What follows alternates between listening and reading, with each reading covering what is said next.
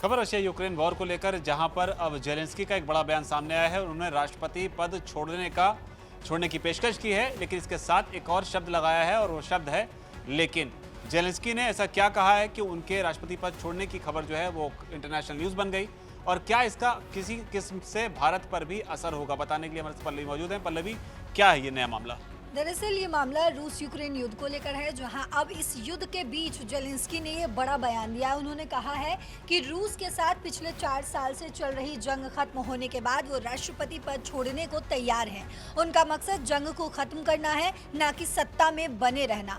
News website Axios है, उसमें उन्होंने एक इंटरव्यू दिया। उसमें उन्होंने कहा कि अगर रूस के साथ सीज फायर यानी कि युद्ध विराम हो जाता है तो वो यूक्रेन की संसद से चुनाव कराने की मांग करेंगे। उन्होंने ये भी कहा है कि वो शांति काल में देश का नेतृत्व नहीं करना चाहते और नए जनादेश वाले नेता को मौका देना चाहते हैं।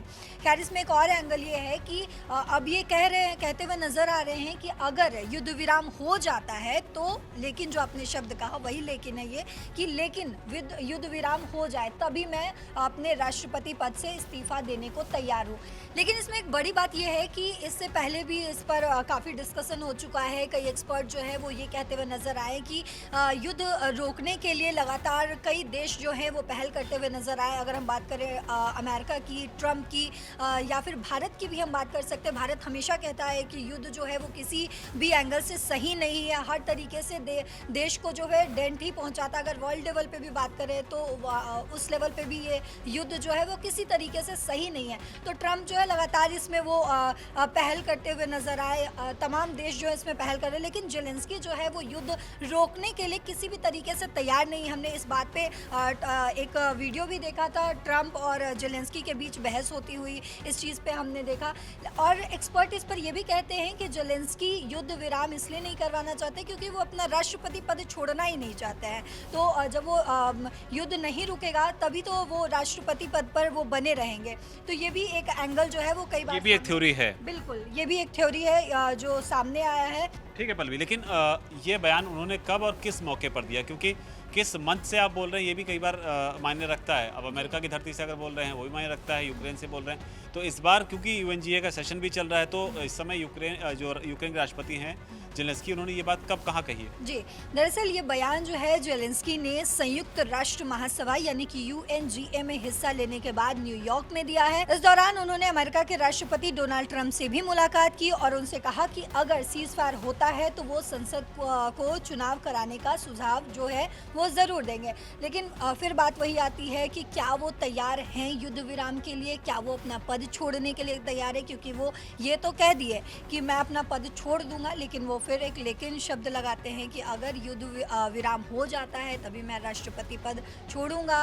मैं आगे चुनाव लड़ने के लिए के मूड में भी नहीं हूँ, लड़ने के लिए तैयार भी नहीं हूँ। लेकिन बात युद्ध विराम पर आकर रुकती है।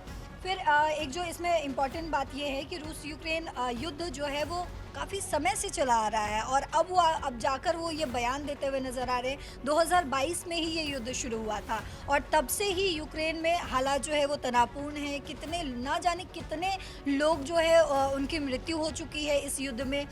यूक्रेन का संविधान युद्ध के दौरान चुनाव कराने की इजाज़त भी नहीं देता है। इस चीज़ का भी कहीं ना कहीं जेलेंस्की जो है वो फ़ायदा उठाते हुए नज़र आ रहे हैं, ऐसा माना जा रहा है, जिसके कारण जेलेंस्की का कार्यकाल जो है वो मई 2024 में ही खत्म होने के बावजूद वो पद पर बने हुए हैं। उनका कार्यकाल का पद जो है वो 2024 के मई में ही खत्म हो गया था। क्योंकि अभी यूक्रेन और रशिया में लगातार युद्ध चल रहा है तो वहाँ पर राष्ट्रपति पद के लिए जो है इलेक्शन हो ही नहीं सकता, इसलिए वो अपने पद पर बने हुए हैं। और इस वजह से कुछ लोग जैसे कि डोनाल्ड ट्रंप उन पर सवाल उठाते रहे हैं कि वो चुनाव क्यों नहीं करा रहे। जेलेंस्की का इस पर कहना है कि युद्ध के कारण सुरक्षा और संविधान की वजह से चुनाव कराना मुश्किल है, लेकिन अगर सीज फायर होता है तो वो इसे संभव बनाने की पूरी कोशिश जरूर करेंगे। ठीक है, कोशिश करेंगे। लेकिन जो भारत की बात आपने कही कि भारत पर भी इसका असर जो है पड़ सकता है, वो किस तरीके से? बिल्कुल, इस पर इसका जो असर है, अगर ये युद्ध रुकता है या फिर जिस तरीके से युद्ध लगातार कई सालों से, अगर हम बोले तो 4 सालों से जिस तरीके से युद्ध चल रहा है, तो इसका असर जो है अब भी भारत पर पड़ता हुआ नजर आ रहा है। और अगर ये युद्ध रुक जाता है तो भी इसका भारत पर जो है असर पड़ेगा। हम ये भी समझेंगे कि यूक्रेन के एंगल से कैसे भारत पर इसका असर पड़ेगा। लेकिन हम रूस के एंगल से पहले समझते हैं। जिस तरीके से ये युद्ध 2022 में शुरू हुआ, अभी 2025 चल रहा है और 25 का जो है आखिरी, मतलब लगभग आखिरी जो है टाइम है, सितंबर अभी चल रहा है, आने वाला है। बिल्कुल। तो हम बात करें अगर रूस के एंगल से, तो रूस और यूक्रेन के बीच युद्ध चल रहा है और रूस से भारत जो है वो तेल खरीदता है। इस पर ट्रम्प का कहना है, यानी कि अमेरिका का कहना है कि भारत जिस तरीके से रूस से तेल खरीदता है वो इस वॉर को जो है वो कहीं ना कहीं हवा देने की कोशिश ये लोग करते हैं। इस युद्ध को बढ़ाने में वो बढ़ावा दे रहे हैं वहाँ से तेल खरीद कर। और अगर हम यूक्रेन के एंगल से बात करें तो यूक्रेन से भी भारत का रिश्ता जो है वो अच्छा माना जाता है। जिस तरीके से रूस भारत का अच्छा दोस्त है, उसी तरीके से यूक्रेन के भी खिलाफ नहीं है भारत, बस वो युद्ध को रोकना चाहते हैं। यानी कि भारत जो है वो युद्ध को की रोकने के पहल में हमेशा रहता है और भारत ने हमेशा युद्ध के बजाय शांति की वकालत की है। जेलेंस्की ने इस पर हाल ही में अभी एक इंटरव्यू में कहा था कि भारत उनके ही पक्ष में है।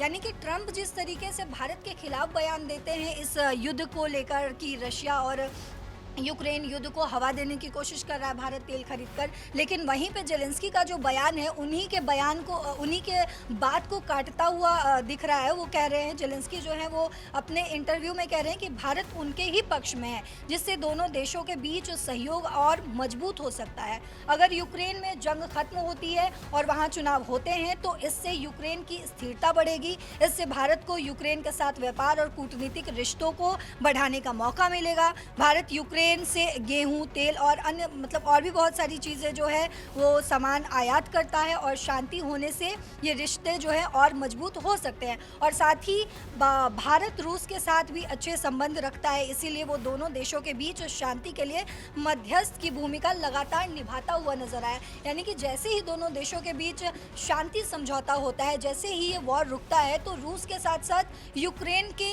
साथ भी भारत का जो है वो एक रिश्ता डेवलप होगा और ये जो अभी टैरिफ वॉर से भारत जूझ रहा है वो भी कहीं ना कहीं खत्म हो जाएगा। क्योंकि ट्रंप लगातार कहते हुए नजर आए कि अगर पुतिन जो है उनकी बात मान लेते हैं, अगर ये युद्ध रुक जाता है तो वो जो भारत पर अतिरिक्त टैरिफ जो 25% लगा रहे, उससे पहले वो 25% टैरिफ जो लगाए वो कहीं ना कहीं घट जाएगा या कम हो जाएगा, या ये भी पॉसिबिलिटी है कि उस टैरिफ को वो हटा भी सकते हैं। तो ये पूरी जो अभी इसका पूरा समीकरण जो समझ में आ रहा है वो यही है कि भारत पर भी इसका गहरा असर पड़ता हुआ नजर आएगा। बिल्कुल नजर आएगा। तो यहाँ पर सिचुएशन जो है वो चिकन और एग वाली बनी हुई है कि इस्तीफा दे देंगे, राष्ट्रपति पद छोड़ देंगे, लेकिन जब युद्ध रुक जाएगा। अब युद्ध पहले रुकेगा कि पहले इस्तीफा देंगे, ये अपने आप में एक अलग मामला है, लेकिन फिलहाल सिचुएशन ये बनी हुई है।